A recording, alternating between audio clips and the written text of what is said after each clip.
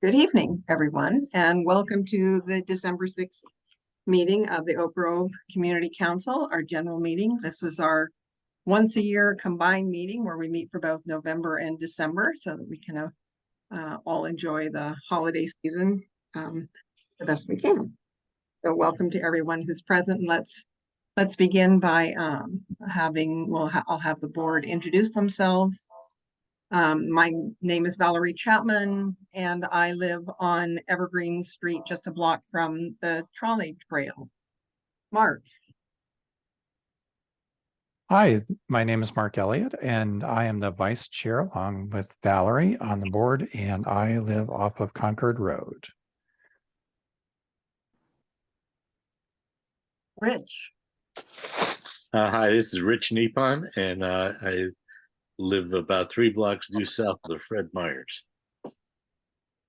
Jane. Jane Civiletti. I'm the treasurer, and I live on the corner of Oak Grove Boulevard and Fair Oaks Ave. And Joseph. Hi, I'm Joseph Ed, and I'm an at-large board member, and I live in the River Forest neighborhood.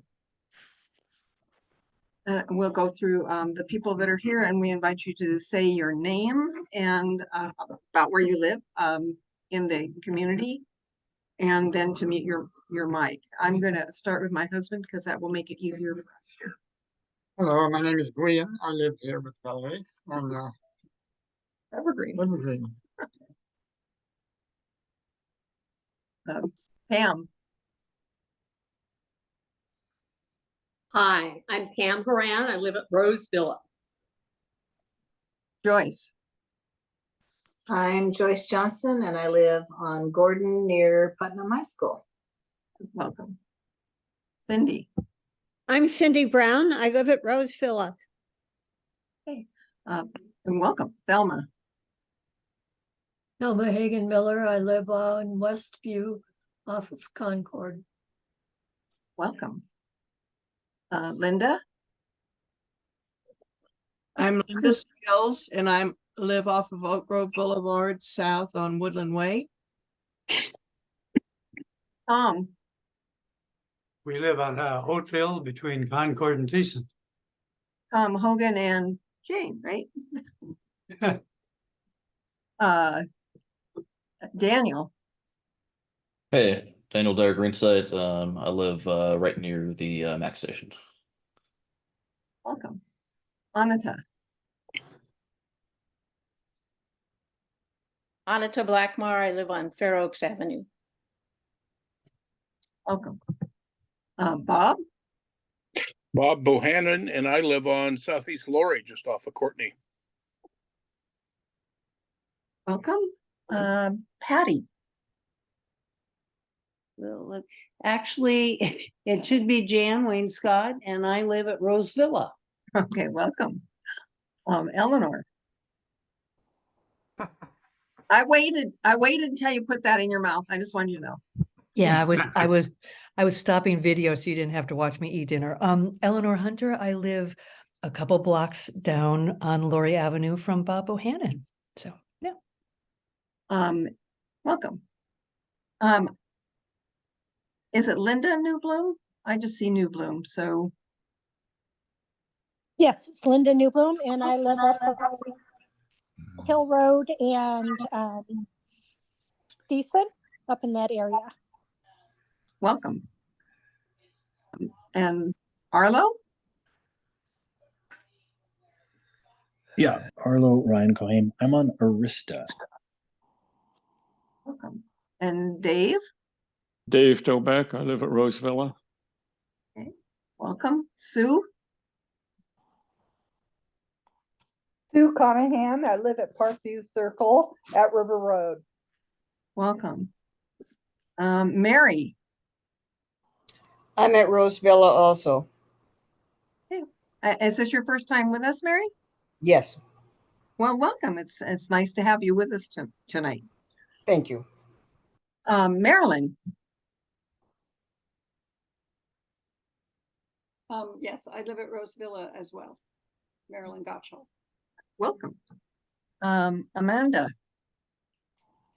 Hi, Amanda Trujillo. I'm right off of Linden Lane, south of Oak Grove Boulevard. Welcome. Is this your first time or have you been with us before? No, I in and out over the years. Okay. Good to see you. Baldwin. I'm Baldwin Vanderbile. I live on Neff Road, 3 doors down from Stringfield Park. Welcome. Jean. Jean Coberly, I live at Rosevilla. Janet.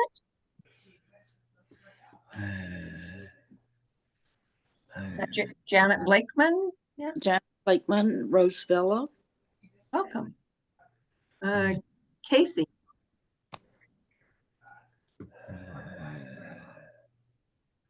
Hi, yeah, I'm Casey Sternberger. I live near Park Avenue Station, 26. Sorry, my camera's not working yet on my Zoom app. Well, welcome. We're glad to see you tonight. Bob. Hi, I'm Bob Zimmer. I live at Rosevilla. Welcome. Did we miss anyone? Representative Gamble, we're going to get you to introduce yourself when we introduce you. So we appreciate that you're here tonight. I don't want you to feel neglected by not being introduced at the beginning. And I wanted to ask Janet Blakeman, is this your first meeting tonight? I believe it is. Right. Do we have, good. It's nice to have you. Are there any other first timers that we haven't that we didn't note as Jan Wainscott, I'm a first timer. Okay, nice to have you with us. So 3 new people. That's wonderful. Tom Hammond, do you want to introduce yourself? And We're Tom and Jolene Hammond, and we live on Viewcrest Drive. well, welcome to everyone.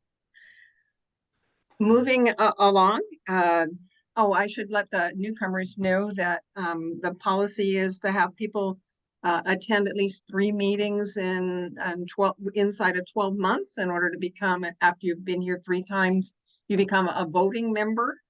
All people that live in the area are members, but to be a voting member, it takes 3 meetings. And then after that, 1 meeting a year just to get your membership up in the community. Jane, do you want to give us a treasurer's report?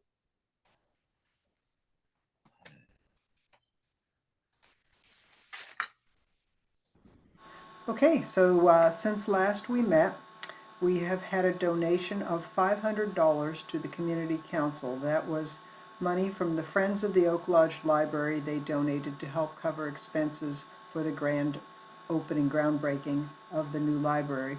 We also received a $10 refund on a first payment from the public storage place where we are sharing a storage space with the historic downtown Oak Grove group. And since then, that is all of our money in was $510. Since then, our payments out were a 1-month rental payment on the storage unit of $38. And for the next 9 months, the historic downtown Oak Grove group will be paying the fee for the rental of the unit since they're using about 3/4 of the space and we're not using as much. So at the end of 9 months, we will decide if we want to continue or not. And with the additions and the subtractions, that brings our current balance to $1,799.64. So if anyone would like to donate 36 cents, we'll be at $1,800. Anyone can donate at any time at the information that you may find, Valerie. It is on the website. I think it is now. We have the banking number. It's the On Point Bank, but there's a banking number and you can do that as long as you have the number from our account. Donate any amount you would like to the Oak Grove Community Council. Thank you. Rich, do you want to take on the minutes? Yeah, the link to the minutes was sent out with the meeting announcement. Does there anybody have any additions or corrections to make in the minutes? Not hearing any, I move that we accept the minutes as posted. Are there any objections? Second, No objections? say yes. All right, and then they stand as put out. Okay, thank you. The next, there is a couple of months ago, we brought up the idea of having a 501c3 that was supportive to the Oak Grove Community Council. So a few of us on the board worked together and to file for a 501c3, which is a separate organization. The CPO can't be a 501c3, but we have registered with the state. We have an EIN number, and as of yesterday, we filed with the IRS to get our 501c3 status. And we will be opening up a bank account soon. I'll let you know when people can donate to that. As a way, then your donations would be tax deductible. I'm going to put on the screen, hopefully this will work. A copy this is the purpose that we have from the bylaws that were written so that people in the community know. So the Friends of Oak Grove Community Council is what we titled this. It supports activities approved by the Oak Grove Community Council general membership for the purpose of engaging the residents and businesses within the boundaries of the Oak Grove CPO in the work of the council.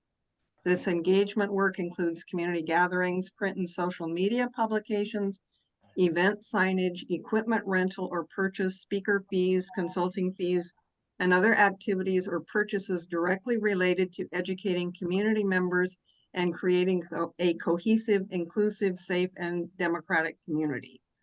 The specific objectives, purposes of the organization shall be to provide financial support for the work of the Oak Grove Community Council, and B, to provide funding that will engage a larger and more diverse membership of the Oak Grove Community Council.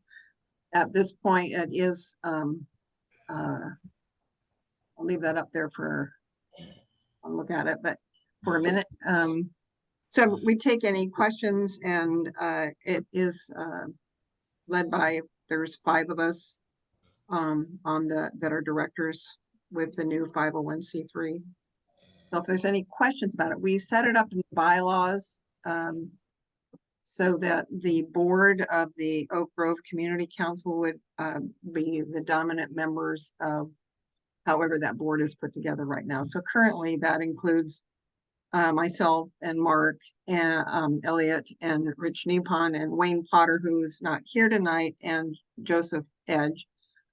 Jane, who is very civic minded and as a member of a zillion organizations, chose not to be part of this at this time. So you know that we didn't just exclude her, it was by her choice. So, and if there's any questions, we'll keep you updated as soon as we get that 501c3 status, but it was pretty exciting to get it all filed and registered and all of that.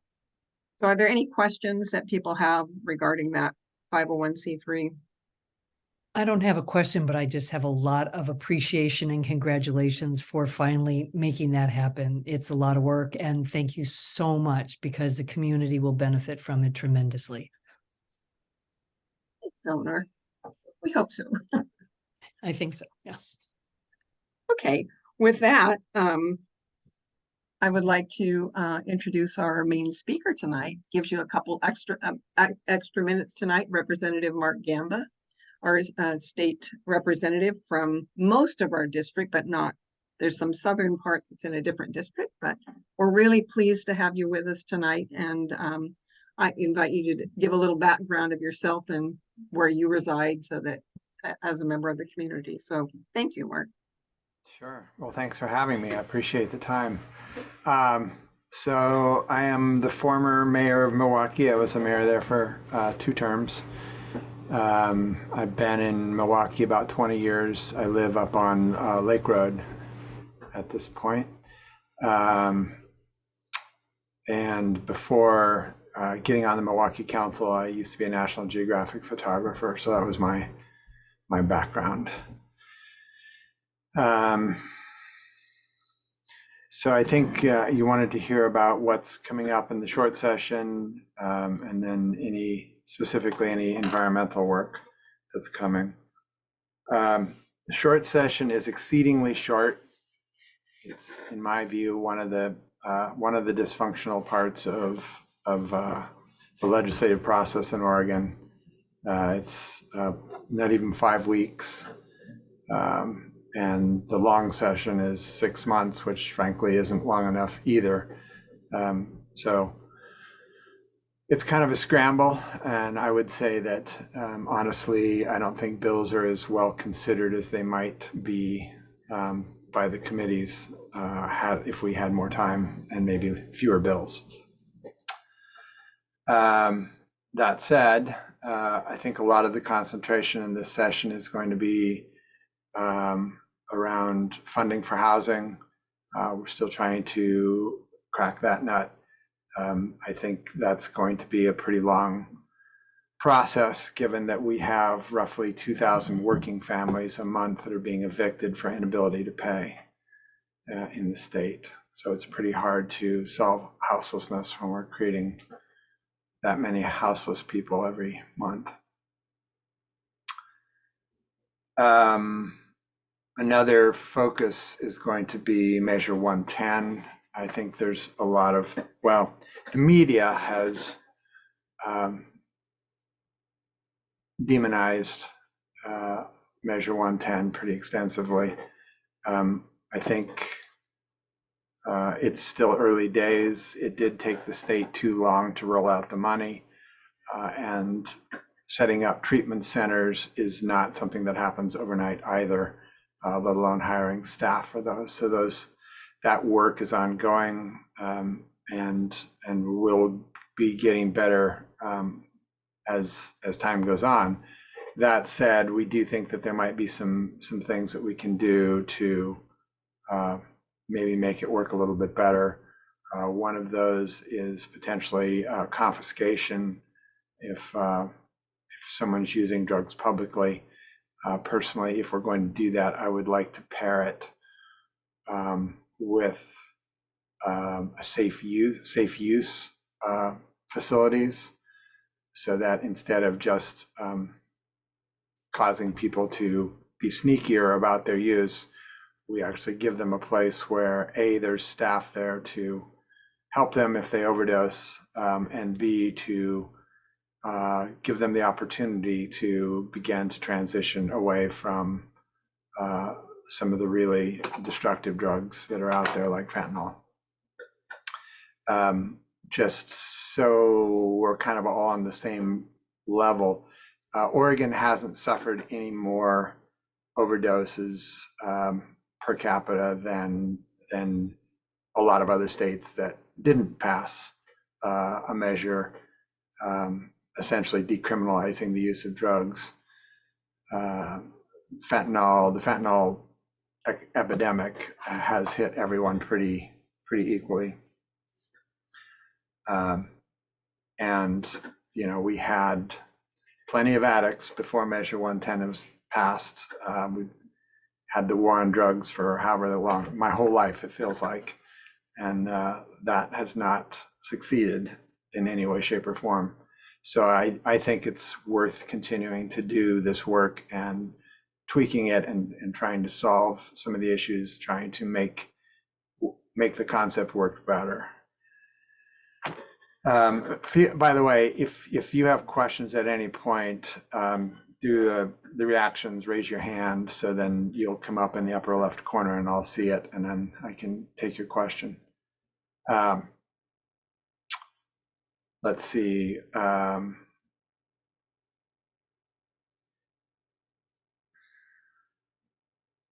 think we're still going to be trying to get more funding out towards mental health care. We are suffering pretty dramatically in that front. I think we score lowest in the country or thereabouts on mental health care. Part of the issue is that the social services level of mental health care pays very, very poorly. I now know 3 different social services workers that used to do that work in other states, and they tend to be states that we would consider less advanced than Oregon, or less capable than Oregon. And all 3 of them said that they were paid better in some of these states in the Midwest and in the South that they came from than they were paid when they got to Oregon. So we're not going to be able to keep those kinds of mental health care providers if they're underpaid, if they're basically being paid poverty wages. So that's one of the problems we have to solve. The other problem we have to solve is places for facilities. We can't just build big hospitals anymore. The federal government doesn't fund that kind of health or mental health care anymore. You can't have facilities any bigger than 16 beds. So that means lots of facilities, and those facilities have to be someplace, and someplace is always someone's neighborhood. And very often there's pushback when someone is trying to cite either an addiction treatment center or mental health center in the state.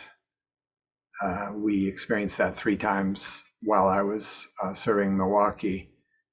We went ahead and cited all 3 of those, so they're all 3 currently functioning, and the same people who were pushing back on them very hard at the time all will tell you that they're excellent neighbors and they've never had any problems with them. That's the reality of it, but it's real easy for people to demonize those facilities and cause them to be difficult to cite.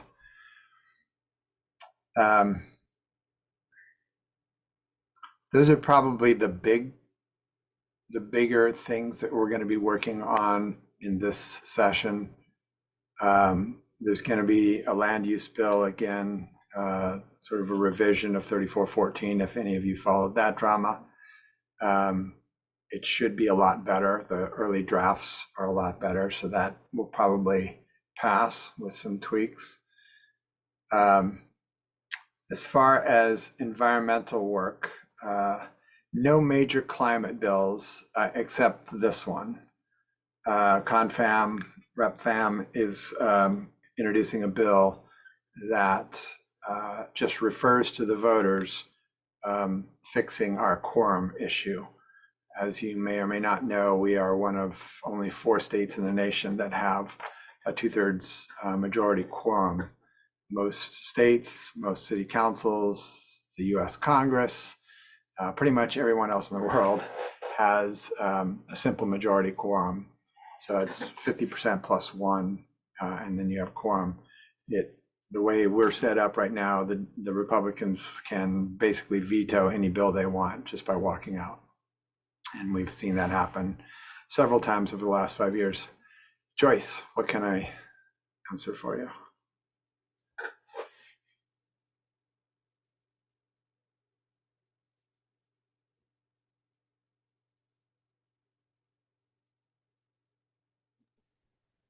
I'm just wondering, when you were talking about the mental health issues and the drug use issues and how to deal with those and the people that are suffering from those things, there is help for police to get assistance with the mental health intervention type, if it seems like an intervention of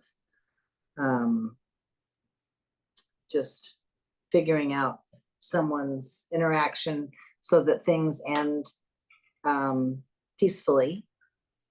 Are there people who are adept at dealing with drug addicts when they are acting out and disrupting public, and police get involved? Or is that the mental health people? Do you know? That's a great question. There's sort of different models out there. Eugene's model, I'm pretty sure they respond to both mental health calls and drug calls, assuming there's not an obvious violent, sort of situation. Or crime, Yeah. or crime, something like that. Yeah. Portland's, I'm not actually sure if they respond to addiction to drug use calls. I don't think they do. In Milwaukee, we don't get that many of those, sort of the open use of drugs. And so I couldn't tell you if our team responds to those either. They definitely respond to mental health issues and basic homeless issues. What we've found is that if you staff those with people who have been there, right? They've either had mental health issues and gone through processes and become healthy, or been drug addicts and gotten healthy.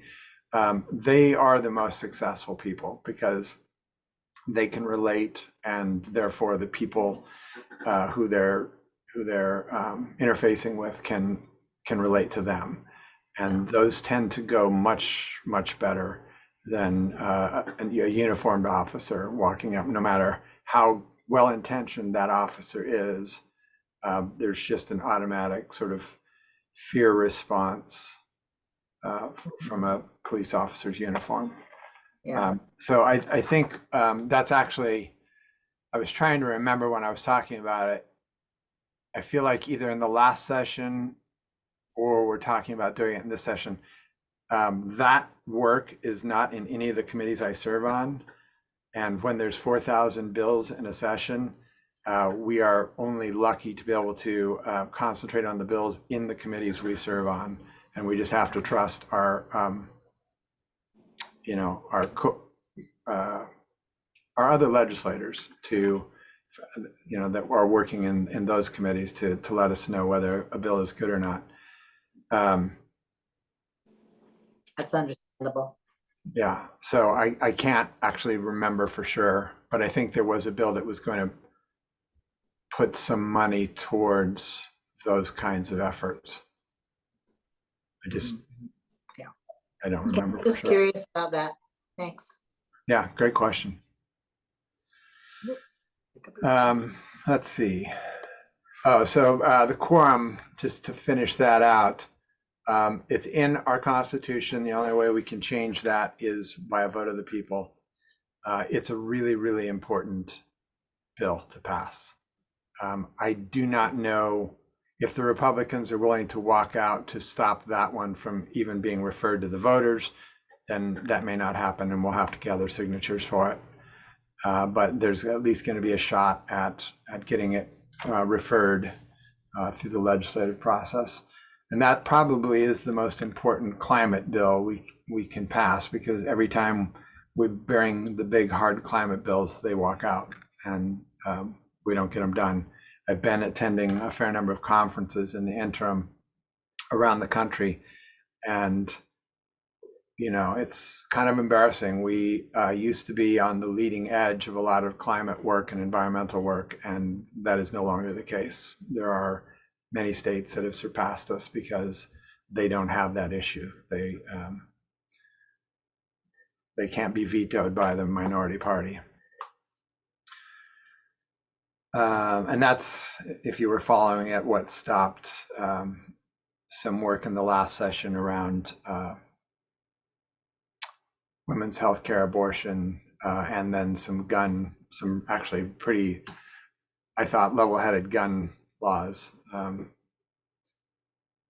So none of those kinds of bills are ever going to get passed until we fix the quorum. Let's see, there's a coal divestment bill. It's just asking the Treasury to start divesting from its investments in coal, which seems like we shouldn't have to pass a bill to do that because coal is a bad investment at this point, but apparently we do, because we are still pretty heavily invested in coal with the state funds. There's a timber tax, wildfire funding. So it's the taxes, I forget whether it's based on board feet or what, but a proposed tax that would help fund wildfire funding, because mostly that's coming out of the general fund these days. There's a PFAS biosolids study bill. Do I need to unpack that a little bit? PFAS is the forever chemicals. They're the chemicals that do not break down in the environment, no matter how long they are there or what environmental, where in the environment they are, salt water or dirt or where. And many of them are carcinogenic. There was a study done back east, I think in Maine, where they were finding PFAS in mother's milk. And they backtraced it and found out that it was because biosolids from our sewage treatment, the sewage treatment system in Maine was being land applied and then used on the farms, and the PFAS was passing through the plants into the people. So we are doing a study to find out if that is the case here as well. There's actually 2 different PFAS bills. The other one is, I think, testing water at sewage treatment plants. Or no, it's the effluent coming off of some landfills. So there's, when you have a dump, a landfill, the fluid is contained on the bottom. Some landfills just sort of reuse that fluid to keep everything moist, so it continues to deteriorate. Some landfills pull that fluid out and then have it treated at municipal sewage treatment plants. But sewage treatment plants aren't designed to treat PFAS in any way, shape, or form. So all of that PFAS either ends up in the rivers or in the biosolids.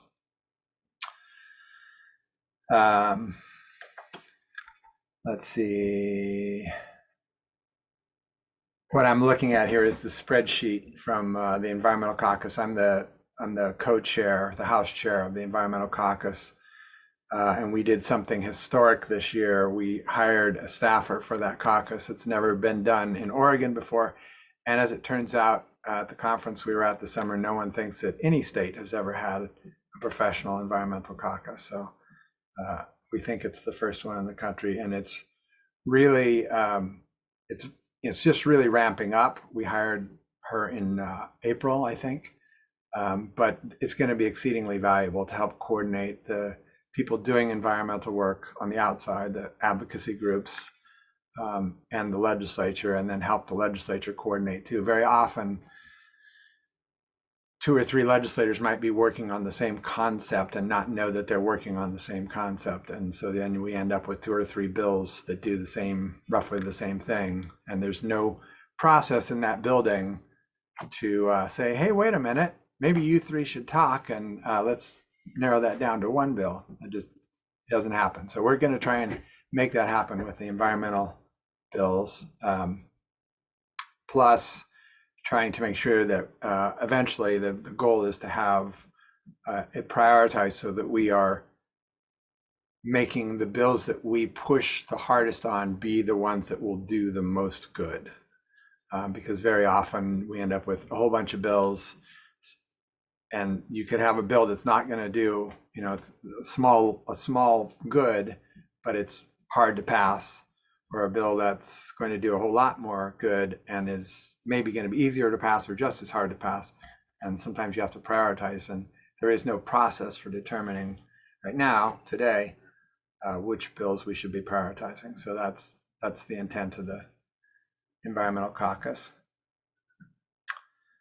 Funding for the Oregon Ag Heritage Program, which is pretty important. It allows us to protect working lands, farmlands predominantly, that are have a lot of natural areas within them, so that they don't get developed. You would think that our land use system in and of itself would do that, but we've been seeing a lot of farmland turned into McMansions over the years. So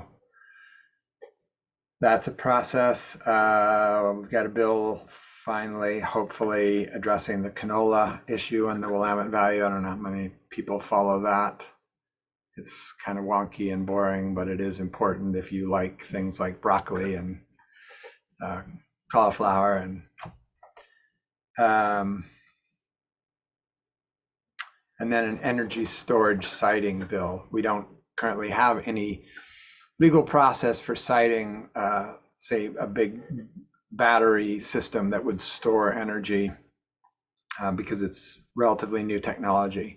So this bill would create that. There's a handful of others, but some around wildlife, a couple other study bills.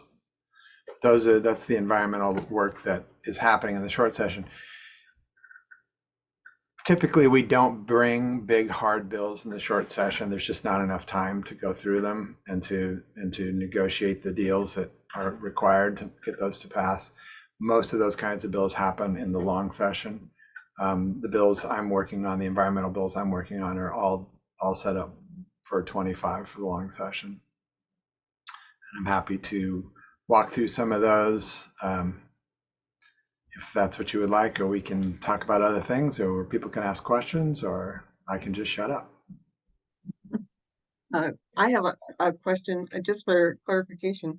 I have I have some background in working on environment issues, and so I found it disturbing to hear that the state still heavily is invested in coal. Are there organizations working on, outside organizations that that are working to try to change that, that people that might be interested could connect with?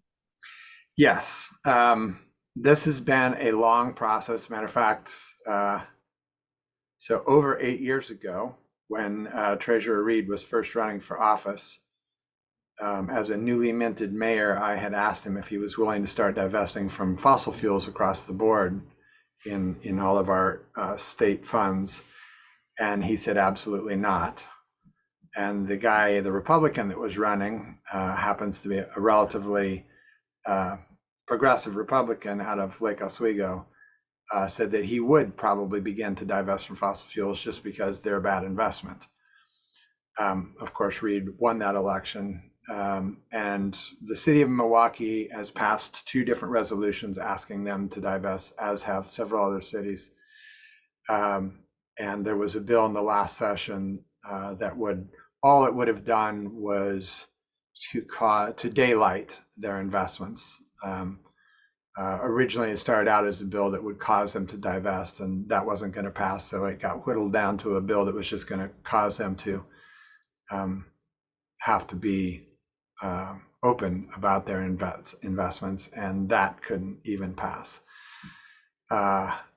We're not only invested in a lot of fossil fuels, including coal, natural gas, oil.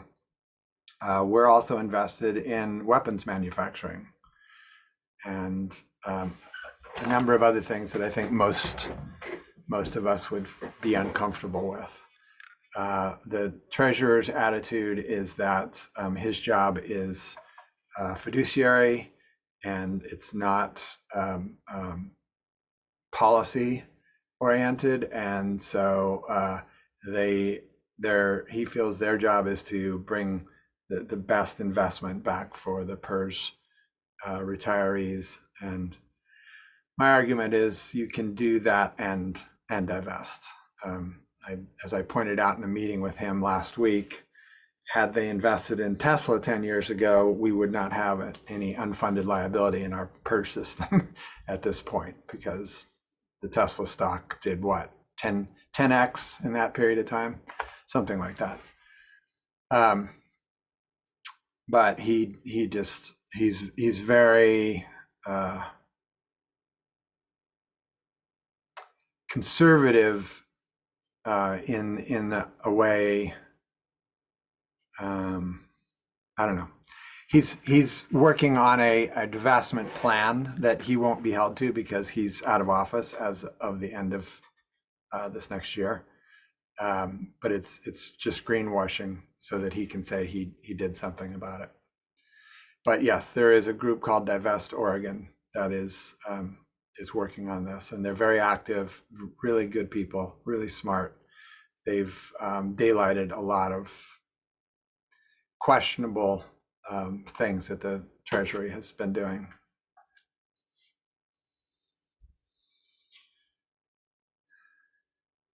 Any other questions? Joyce?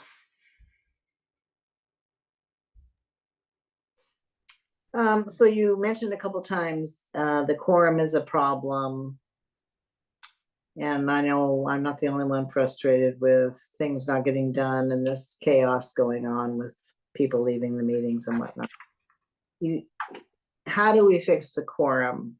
What will it take? What does it take to do that? It takes a vote of the people. So we can make that happen one of two ways. The legislature can pass a referral that just puts that question on the ballot. But of course, we have to have a quorum in place to pass that referral. So the Republicans can stop us from even allowing the voters to vote on it. The second choice, the little bit harder one, is to gather enough signatures to put it on the ballot.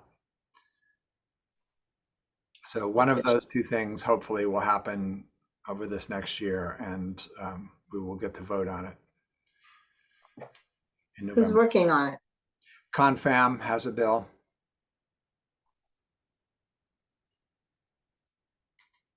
So, write letters to leadership, to the speaker, to the majority leader, and tell them you very much want that bill to pass, because they're very nervous about it even being heard.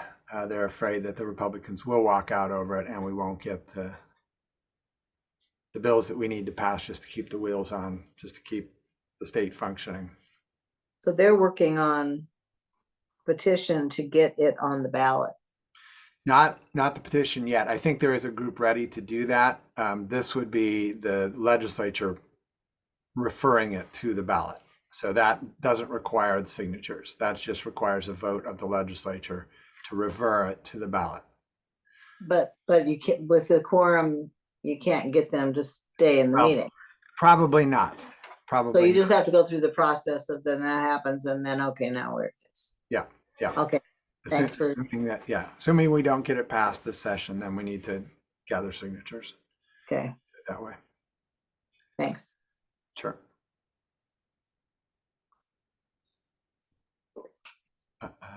Anita. You said that you want to pass the bills that do the most good for the environmental issues. And I know I checked in with you recently about gas-powered leaf blowers, and I went again to the website, portland.gov, that said, 1 hour of operating a gas-powered leaf blower emits the same amount of pollutants as driving a Toyota Camry 1,100 miles or from Portland to San Diego. But I don't know if that's really a significant thing if you were to convert everybody to electric or battery leaf blowers. It's not nothing for sure. It's something that has been kicked around before. It was discussed in this last session. It's interesting. There are certain bills that we will get buried in emails on, that is one of the concepts that they're pretty sure that we're going to get buried in emails on. I don't. There may have been a bill in the last session. As far as I know, it was not heard. But I do know that there are several cities that have had an interest in doing that and having those banned. So, including Milwaukee and Lake Oswego. The pushback you're going to get, and it won't actually be from these people, but the industry will come back and say, well, you're just making things harder for, the low income workers who do that work, and, the lawn maintenance people and blah, blah, blah. I personally think that the technology is there on the battery operated units for the most part. The leaf blowers and the actually everything. I have a battery operated chainsaw, and I would argue that it works easily as well as the chainsaw I used to have. So they've got virtually everything out there. It's just a question of the will. Frankly, the big bill, the one I'm working on for 25 that's going to have the most impact, assuming we can get it passed, is around transmission. Is it okay if I talk about that? Okay. So it's kind of wonky and boring, but it's a very big deal. The transmission system are those big high tension wires that we see coming out of the dams at Bonneville and cross long areas to get to cities where the distribution system goes out.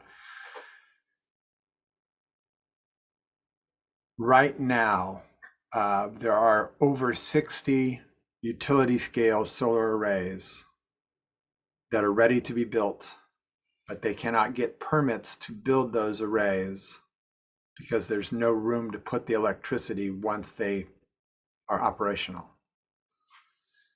And that is pretty much across the board in Oregon. There's one area out in Eastern Oregon where there's a little piece of transmission space. There's still some room on one of the transmission lines, but most of the transmission lines in the state are full. And as it turns out, it has been no one's job to be thinking about that.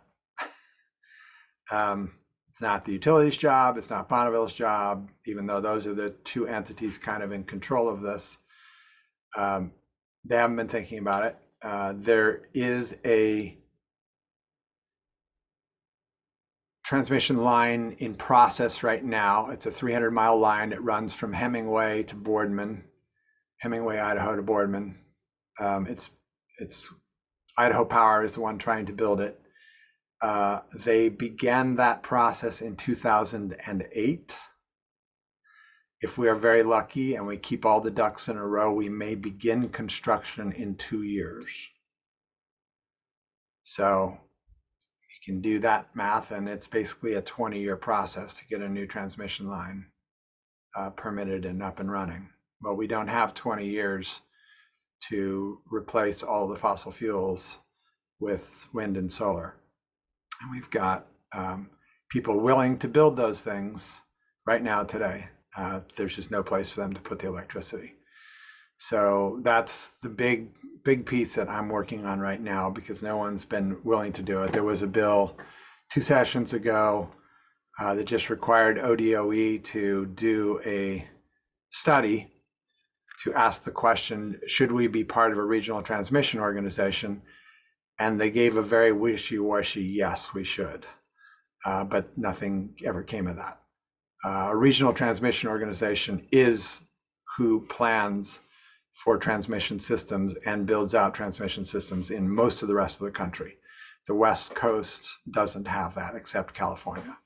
They formed one, I want to say 3 or 4 years ago, and it's a really good one. It's one of the best in the country. So in a sensible world, we would be part of a regional transmission organization that ran from the Canadian border, or maybe even north of the Canadian border, to the Mexican border, from the Pacific out to the eastern border of Colorado.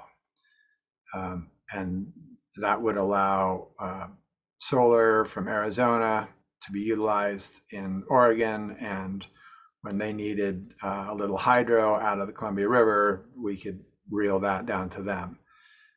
That's the best of all possible worlds, but it's going to take a lot of doing. I'm working with state legislators from Washington, Colorado, Nevada, and we've begun to reach out to some in California about this. Colorado and Nevada both passed bills that said that they would be part of a regional transmission organization by 2030.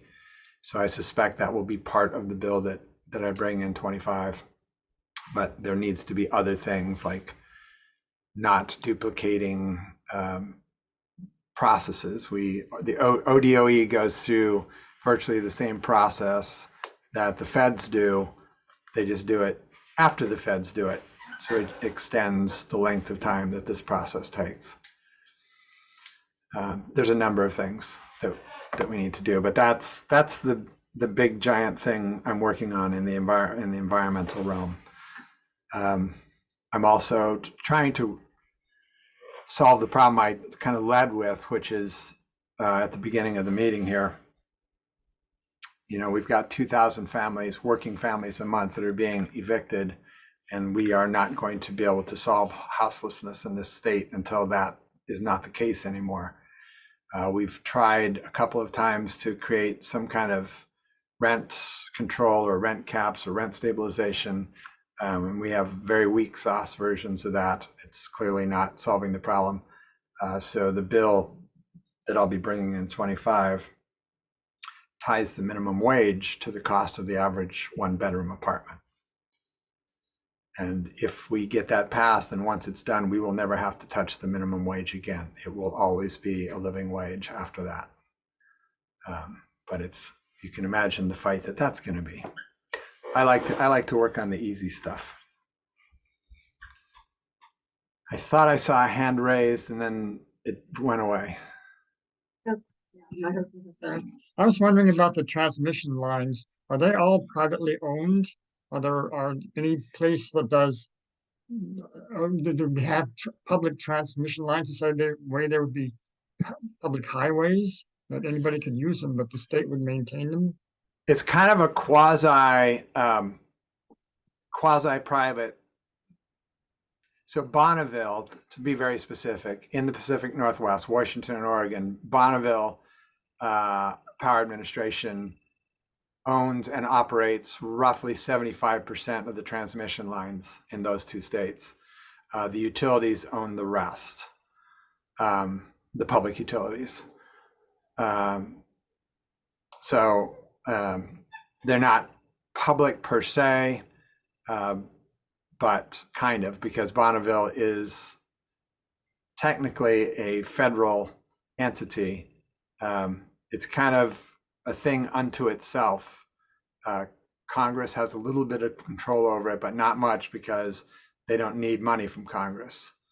They make all the money they need to operate through leasing out space on the transmission lines. So it's a little problematic. It was great early on, right, when we had the cheap electricity from the war effort, but now it's becoming problematic. Thank you. You bet. Anata. Is it too big a topic to bring up social housing and how it differs from public housing? So one of the trips I was on this summer, I was part of a delegation that went to Singapore and Hong Kong to learn about social housing.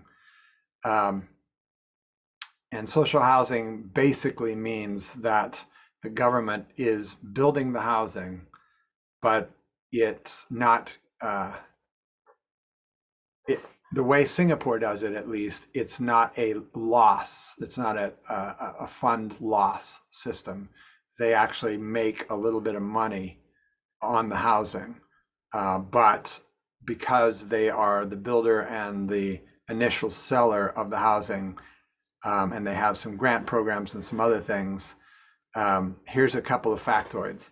Singapore has higher density and higher land costs than pretty much anywhere in the United States. 80% of the people in Singapore are homeowners. 80%. We are below 50%, I believe, in the state of Oregon. They have zero homeless. Most people are spending about 20% of their income on their housing. Here in the States, we're pretty thrilled if people are only spending 33% of their income on housing. There are a lot of people in this state that spend north of 50% of their income on housing. That is going to be a giant fight. I don't know that we'll bring a bill in 25. We're continuing to work on concepts. There are a couple of us that are working on this. Obviously, the developers and the home builders are going to lose their minds if they have to start competing with the government. And frankly, the way we build affordable housing in this country right now is through a system of tax credits. And in my honest opinion, that system is designed to make rich people richer, and the byproduct is some affordable housing. It's kind of backwards in my opinion. In any case, that's what we have now. It's part of why we are in the trouble we're in with housing. And it's nationwide. It's not just Oregon. It's not just the West Coast. I've talked to friends legislators in virtually every other state, and they all are having housing problems. So time may be right to bring social housing to America. Vancouver uses it pretty effectively. Like I said, Singapore is probably the star in the world. Hong Kong is beginning to use it. There is one county in Maryland that has done a little bit of it. I'm hoping that in the next interim, I might go visit them and learn about their process and how they managed to pull that off politically. Well, Representative Gamba, it's been very delightful to have you here talking with us. We want to honor your time, everybody's time. We're kind of closing on that part, but I want to see if there's any other questions or any last thoughts you'd like to impart to us before we move on in our agenda. Well, I'll just say again, thank you for having me. I'm willing to do this whenever you would like to have me come. If you do not currently get my newsletter, go to the state's website for the legislature, and you can sign up to be on our newsletter. I'm doing coffees, constituent coffees, about twice a month typically. I try and spread them around. Sometimes I just had one at the Oak Grove Library. I had one at Cafe Vita 33 in Milwaukee. Both of those were this last week. The one before that was up in, oh my God, I'm blanking on, I'm so tired. I've been at it since 6 o'clock this morning. Anyway, up in the Portland part of my district was the last one. Elwood, someplace? No, it's north of Selwood. It's at the we did it at the New Seasons there on Woodstock. Woodstock, thank you.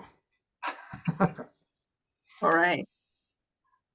Well, again, we really appreciate you spending the time with us and being willing to take questions from people, and we will in fact invite you back again. So thank you, and you're welcome to stay if you have the energy to stay awake. But we understand if you don't want to do it. So thank you very much for being with us this evening. You're very welcome. Maybe next time Anessa can join me so that you have both of your representatives. I think I will go ahead and log off and go get some dinner. Okay, good enough. Thank you very much. Thank you for all your work on our behalf, Mark. Thank you. Good to see you all. All right, moving on. Joseph, we have LUARC issues tonight. Kind of. I'm having technical difficulties on my presentation computer right now, so I'm not able to actually connect to Zoom and do my presentation. So anyway, I'm not going to talk at you for 15 minutes. That's probably not the right way to use my time. So I'll end up yielding my time, or most of my time to the next item on the agenda. But we have had some things come through, and pretty much everything that's come through has been approved, by now. So there's not anything really pending that we need to, comment on or review in preparation for, sending in comments or anything like that. The kind of the highlights of what's been happening. The Concord Library design review was appealed, and there was an appeal hearing, and the hearings officer did affirm the prior approval with conditions, and did not modify those conditions at all from the original staff approval. So that will be moving ahead as originally approved. We did get a 5-lot subdivision on Thiessen, and that one has already been approved. I really wanted to show you again the middle housing land division on Linden Lane between Courtney and Chestnut. And that's, I just wanted to show, kind of how that law works. And, there's a really good contrast there. So I'm really super disappointed that my presentation isn't going to work tonight. The Park Avenue garage was approved. The additional 2 stories, they're going to continue the same, visual treatment and everything up the 2 stories. So they also have to plant some additional trees and do some additional landscaping because, for just to comply with the permit requirements. And then down here in my neighborhood on River Forest, there were a couple floodplain permit reviews for one for an accessory building and one for a home addition. And so these are all pretty simple, pretty straightforward, and again, don't require any comments by us, even if they were still pending. But basically everything's been approved. So with that, I guess I can take any questions. There's plenty of stuff that's under construction now that's kind of been pending through the pandemic. And so a lot of times we find out that once dirt starts getting turned and people see things start getting built, that by that point we might have forgotten about having talked about those permits 3 years before. And with the pandemic, some of these were 5 years or 6 years ago that we talked about their land use reviews, and now they're finally getting built. So and the other thing that's happening is with the passage of the middle housing law, there are some things getting built that we don't even see. They don't come through for review. They just go through building permit review. And so there's some things right now that are under plan review, like a 26 unit cottage cluster that's under building permit review right now up on Oatfield at Courtney, which is the former nursery that was there. And there's a triplex at River Road and Maple that's just going up, and that's again just a building permit review, got approved, and now it's almost done getting built. So anyway, there's certain things like that that I can at least take the opportunity to answer any questions that people might have about what you do see happening, if there are any. Anita. Yeah, you said the cottage clusters is going to be on that former nursery at Oatfield and Courtney, and then the middle housing on Courtney a little to the west of that. Could you describe a little about each of those, situations? The 26 unit cottage cluster up on Oatfield, that's a fairly large site, and it had only been developed with that commercial, the retail florist, and then there was a house, I think, that was also on the property. And it's a pretty large piece of property that you may not be able to see all of it from Oatfield. And so they'll be able to have some clusters and green space back there for that. But I haven't seen any. There's no land use review required for that. It's a by right, and so building permit is all that's required. So we haven't seen any plans. I haven't seen any plans. I could probably go log on somewhere that I actually don't usually look at to find the plans, but it's not part of our usual review process that we're accustomed to. So I don't get to see that. The ones on a little bit to the west of there at Linden and Courtney, that's a site that's there's a few acres. It was split zoned to where part of it was medium density, so where you can't build detached housing, you have to build townhouses or plexes or apartments. And then the south half of the site was zoned R7, which is single detached, which now with the middle housing, you can do, townhouses or plexes on those. And so it was weird because on the north half of the site, we had to have a design review because it's in the middle, the medium density zone, and they're townhouses. And so it needed to have this whole different kind of review. On the south side, it was this by right, process. And it's ultimately going to look the same as each other, even though it's split zones. It's going to be a neighborhood of townhomes. And it's going to be a cohesive neighborhood and everything, but it's a regulatory mess, quite frankly, to do all of that review. And, if I feel sorry for the development team that had to navigate that regulatory process so that they could end up with a cohesive neighborhood of similar looking homes for people, because it was needlessly complicated.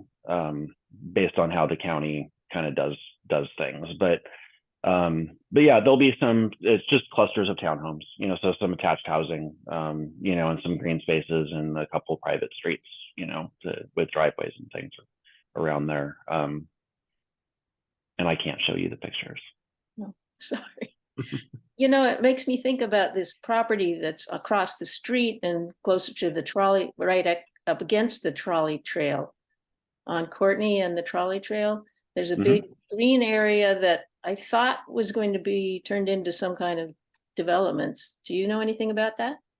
Yeah, so there's a little, just to the west, I think, of the trolley trail, there's a little like Courtney Lane, or there's some little cul-de-sac or little driveway or something there. And there's a house there, and then there's a lot next to the house, and that is approved for 4 row houses or 4 townhomes, 4 attached, townhomes. Okay. And those lots back up to that trolley trail and school driveway, right there. But I haven't seen anything happen there yet. Okay. Any other questions about things you see getting built? If not, I'll turn it over to Valerie and we can move on the agenda. Thanks, Joseph. And we'll look forward to seeing the pictures next year, right? When we meet again. All right. Let's go on to committee reports. I think some things have been going on with the NCPRD, and who's the best person to report on that, Mark? I'll take a stab at it. Let's see. So the NCPDRD Board of Directors will be meeting with the District Advisory Committee in a joint meeting in January to discuss a variety of issues. Nothing really to talk about at this point. I would mention that the Board of Directors did approve the beginnings of the systems development plan for the district. That will include a pretty robust community engagement process that was approved a couple of weeks ago, and that is planned to start here at the beginning of the year. So I think there will be more information coming out to everyone about how you can participate in developing, having input into the development of a new systems or a master plan for NCPRD. So there'll be more information coming out about that as it's put together. There is a nationally known consultant out of California that is going to be helping the district to put that plan together. I think that's about all I'd mention at this point, Valerie. Has there been a change in the head of the NCPRD since we last met? Well, yes, there has. So Michael Bork was dismissed by the county administrator a few weeks ago, and the interim director is Dominic, and I'm not going to get Dominic's last name correct, but he is the interim director while the Board of County Commissioners considers a new replacement for Michael Bork. Yes. Thank you. Other committees, Anita. Yeah, just piggybacking on the NCPRD subject. I meant to put it in the chat. I'll see if I can still dig it up and put it in the chat. Until the end of December, people can submit using a form that's on the website.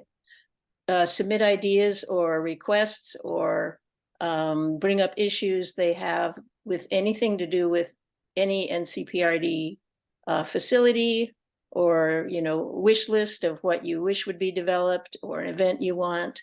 So they're soliciting input. And I know in the past, some people in sub area 4 asked for an improvement to happen in a park that was in their section. And because a number of people requested it, it did go forward, and this path got paved that was just wood chips before. So it could be on that scale, or it could be you want something more multicultural events, or you don't, the sky's the limit. Ask for what you want. Anyway, I'll see if I can put that up in the chat. So if anybody wants to use that form, they can.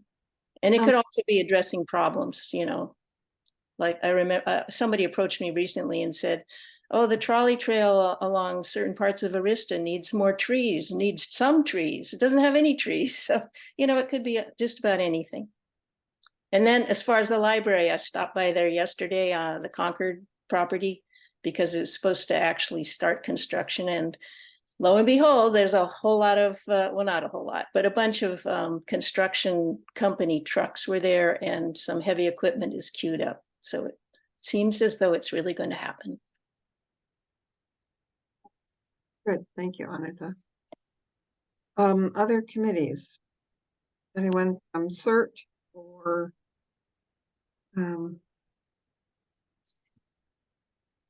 Rich, anything from CERT? yeah, is there anything from Rich? Do you have anything from CERT? No, they meet on Saturdays, and I have to work on Saturdays. Valerie, I could just say that CERT did have a training last Saturday. It was for the public as well as CERT members. It was a CPR AED training or update for your licensing, and also a first aid training, and that was really well attended. They're hoping to have them annually in December, if anyone's interested, as well as new CERT classes for anyone who's interested in becoming a CERT trained person, but I understand that the next class is already filled, so that's good news.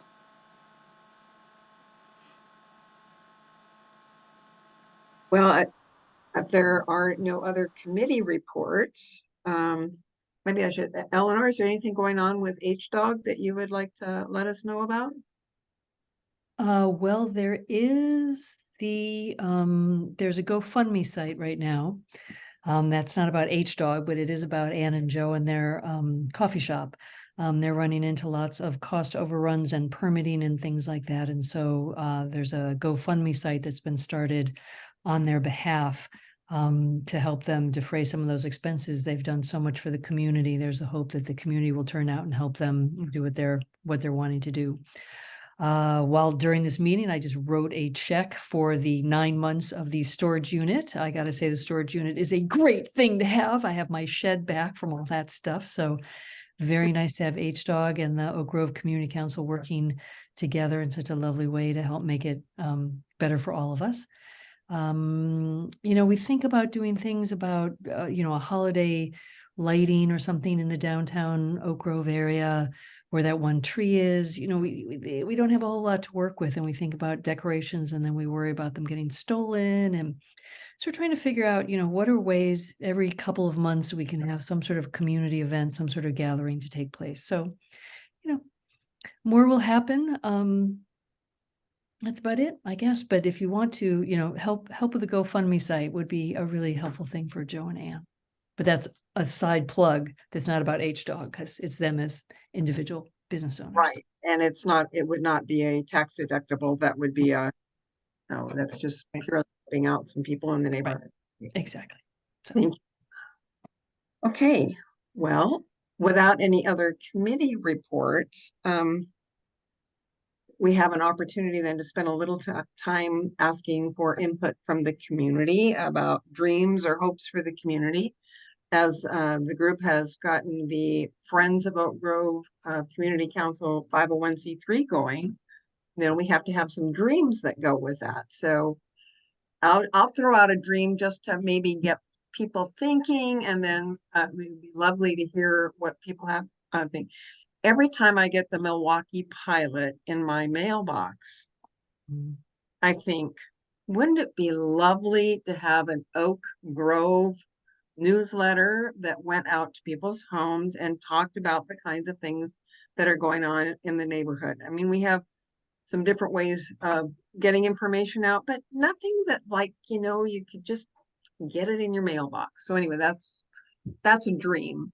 So I'd love to hear what dreams people might have.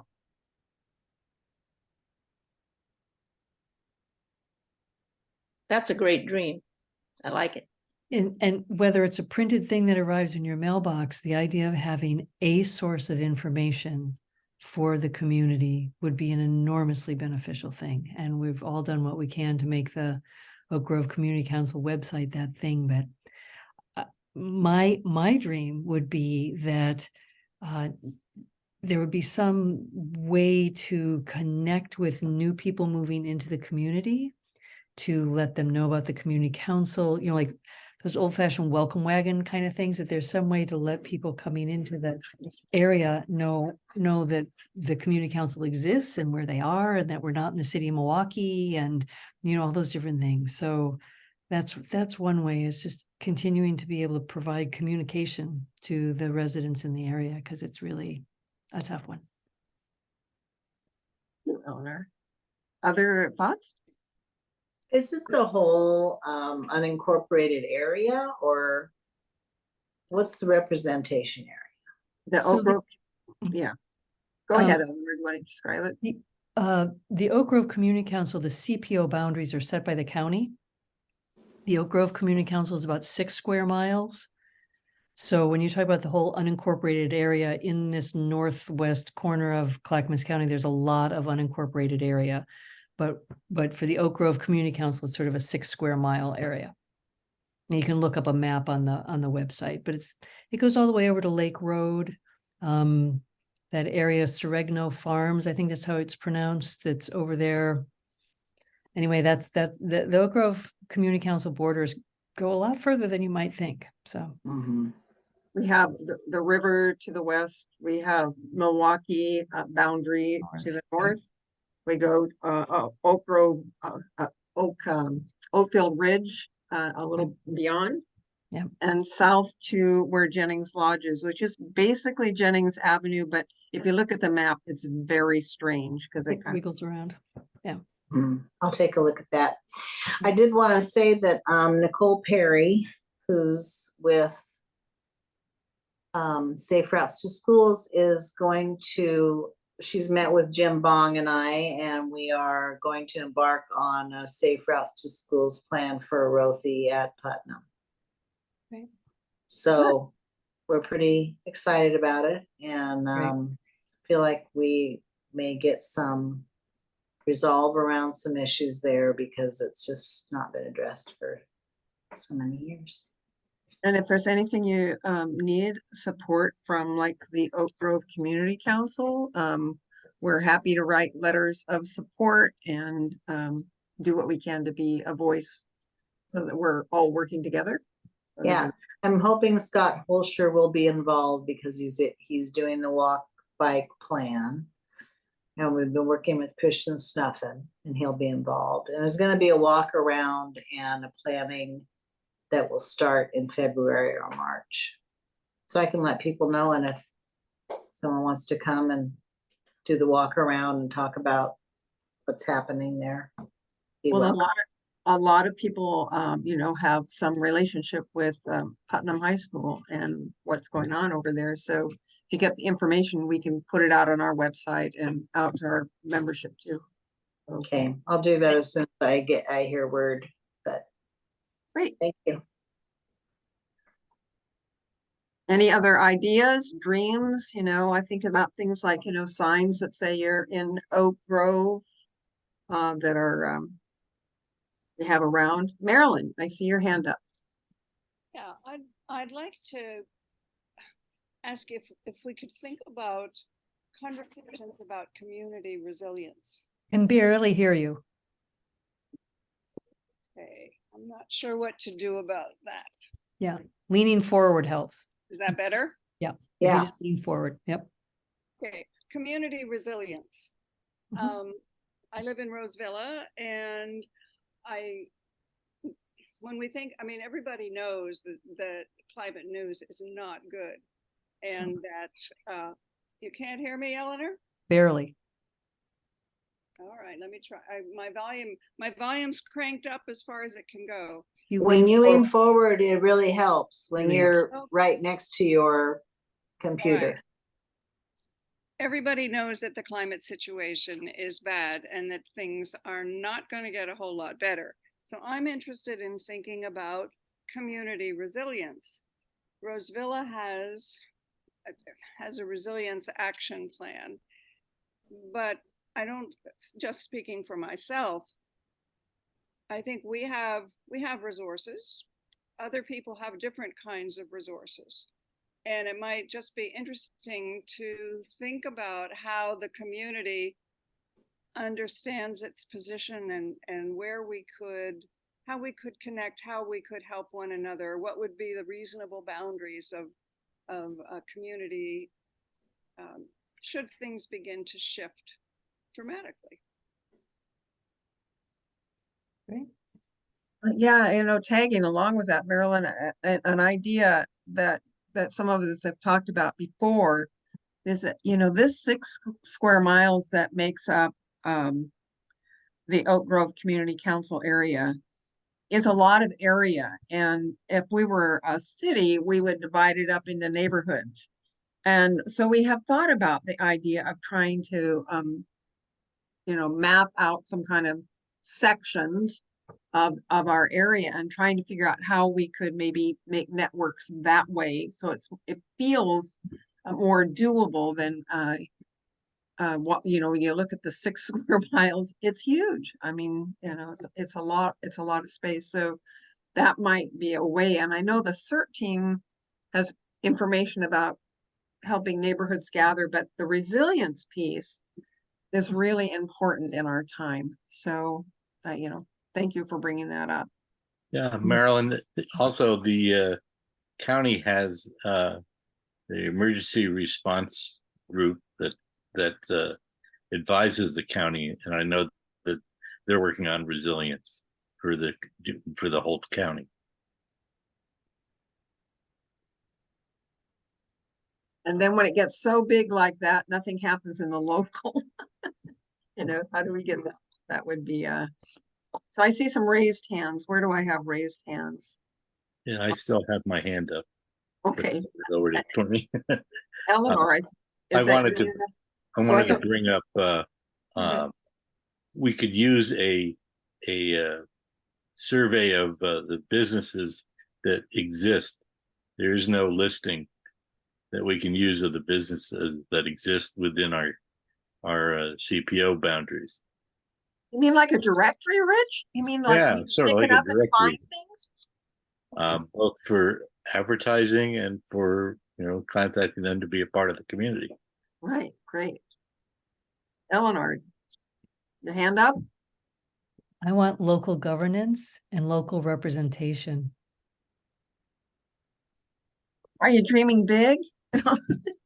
Am I being pragmatic and am I being realistic? I just feel that the residents of this area don't get a level of governance that we deserve and need in an urban area. So whether that means that we annex into cities that already exist, or we create our own, or we find some sort of transcendent function of some third new way to do things, I just would really think that this area would benefit tremendously from having local residents being responsible for the local decisions in this area, and that we could have a lot more sense of identity and pride and place if we were to have such a thing. So however the community council can participate in that, I would love it. Yeah. Daniel, I saw your hand go up.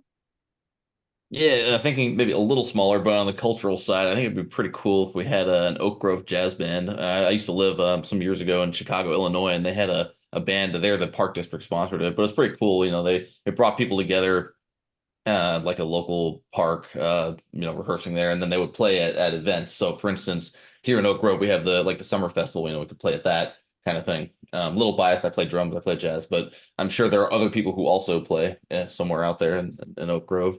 And you could even put on the bass drum like the community council logo. You know, get that information more out. That could be sponsored by the council. You know, so you never know. Kind Great. of small idea, but it might be kind of fun. Great idea. Marilyn and then Mark. I don't know if that's the right order, but I think Mark was first. okay, Mark. Oh, well, thanks, Marilyn. So, you guys all know that the Concord schools are now technically under construction, and the intent is for that facility to open probably in the spring of 2025. That's going to come really fast. And the intent is for that to open not only as a park, a new library, but also as a community center. And so discussions are beginning already now to figure out what do we want to have happen in that community center. And I would really like to see the Oak Grove Community Council take a leadership role in those discussions, because this is likely to be the Oak Grove community's new home. We don't have a home right now. We don't even have somewhere we can actually meet. And this is going to be a really big game changer, I think, for our community to have an actual place that we can call home. And so I'm really hoping and encouraging the community council and the friends of the community council to be involved in development of those programs that will come up as early as spring of 2025. Great. Thanks, Mark. Marilyn. This is a question. You guys have been at community organizing for a long time. Somebody mentioned the concept of neighborhoods in this huge area. Do we have a sense, have we demarcated where where neighborhoods are? Yes, Eleanor. May I, Valerie? Sure. So part of it, Marilyn, is that the community council, no entity in this area has any authority to say, here are the lines, here's where you do it. I mean, if I were the empress, it'd be fine. It's like, here's, what seems like natural places to go. There's been lots of different conversations about schools used to be the center of things. I talked to a lot of folks who've lived here for a long time, some of whom have passed, saying, what would you call your neighborhood, or the area around elementary schools, or different ways? Like, how do you define that? Sometimes it's by geography. It's really an amorphous kind of thing. So someone to have the authority to say, here's where the neighborhoods are, nobody has that. I wasn't thinking about formal authority to appoint neighborhoods, but more just for our own sense of, like, Valerie and I have had conversations about how do you get more people to be involved in right. the council, and that it tends to be a lot of the old timers. If there were conceptual neighborhoods where we could do outreach that were organically sound. It's one of those things of saying, I mean, that's why we go around at the beginning and say, where are you from? What part do you live in? What do you consider your neighborhood? Many people have a sense of a name of their neighborhood, but I don't know of any, there's not sort of somebody saying, okay, let's do this. There's some areas that have block parties. As you say, it's an organic thing. So it's really up to the residents to say, hey, I want a sense of place, and let's, do that. And that takes a lot of time and energy to have happen. So those are great things. I've talked a lot to the Portland Neighborhood of Community Involvement, or I can't remember the acronym, but it's Neighborhood Involvement Committee or whatever. It's as you say, it's organic. It really has to come from the residents, unless you say, okay, we're going to create neighborhoods so that we can do these things with it. Well, and I think it's chicken and the egg. Yeah, it's a combination. I mean, it is something that many of us have talked about Yeah. And maybe it just begins by saying, here's a suggestion, and then people will refine that. They, most people say, hey, no, I connect with that group or this group. But it takes, all of this is work that, when there's no funds to do anything with, that makes it harder work. So that's part of the goal in getting funding. That I see. I did unmute myself. Yeah, I did. Way back when, we wanted to stop something that was coming in from Metro. We got a group of people together and distributed a newsletter sort of thing, and people took 100 newsletters and distributed them in their neighborhood. So each person identified what their neighborhood was. And we didn't have any overlap of anything. And that was very successful because the meeting that we ended up with, meeting with Metro, we had 175 people show up at, just from doing the neighborhood distributing. Yep. I think there's some strategies that we can use. It's a matter of, getting momentum and energy, and maybe the first thing is we have to start with some kind of way to communicate with everybody, and boy, you'd get people's attention if somebody saw a map and they were in a particular neighborhood. They didn't think they belonged there, but it would get their attention anyway.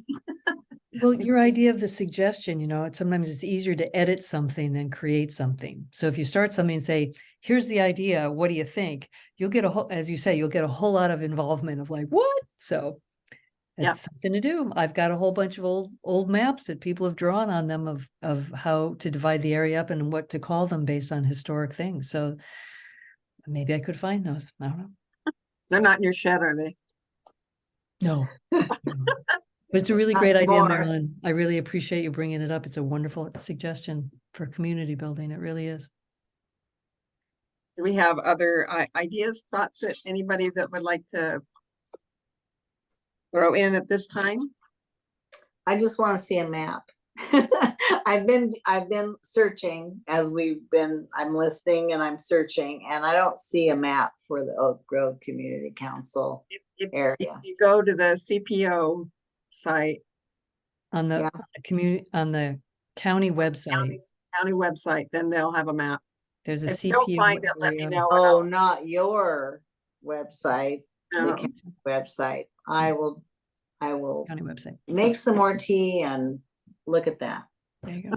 And Mark, maybe we should put that map, link it to our, so people can find it. That would be a good idea. Map. That's a good idea. Okay. The link is in the newsletter, the CIA newsletter. I put it in when I put your stuff in. Good. Thank you. Are there any announcements tonight